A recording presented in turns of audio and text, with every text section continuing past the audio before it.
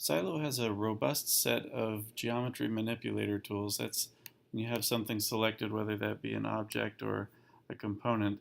That's this tool that lets you click on the various handles to move things around or do other things to it. So let me just walk you through the manipulators here.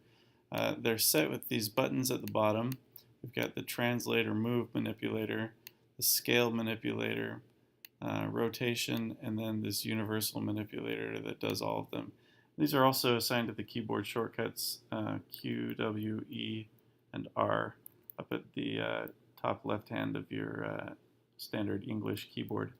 And so each of these have their standard handles, so you can see at the blue handle this represents the Z axis, and so when I click on that, the movement is constrained to that axis. This little planar handle next to it keeps it in the plane that little rectangle is oriented in. So this will keep it constrained to the XZ plane. And you can see I've got one over here that will keep it constrained to the XY plane, and likewise on here for the YZ plane.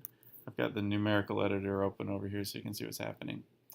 Similar with the scale tool, like the center handle will scale in all directions. This will planarly scale, so it will constrain the scaling just to the Y and Z directions, but keep the X scale exactly the same. And all of these, as you can imagine. And then the rotate manipulator, very similar.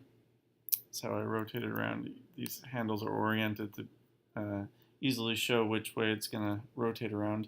And this one has this ring around the edge. And what that does is that ring stays oriented to however the viewport is.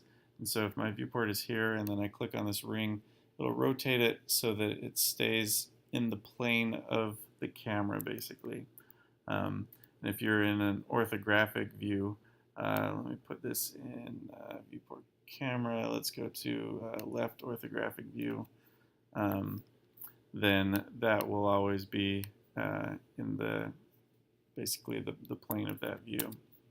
So that's the rotate manipulator.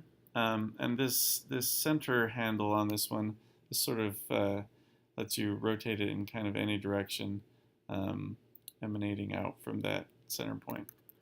Then this universal manipulator, this has the basic handles of all of them. It doesn't have those planar handles, but I can move, I can rotate, and I can scale. And then it also has this outside scaling or rotating in the plane of the screen one.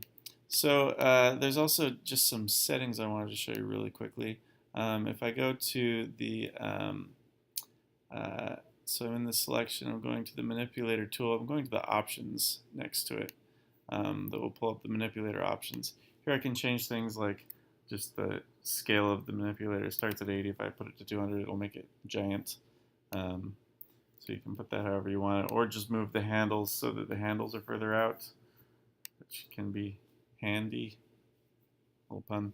And then this toggle, if you don't like those planar handles on there, if you want it cleaner for when you're modeling and you never use them, you can turn those off right there. So those are the basics of Silo's manipulators.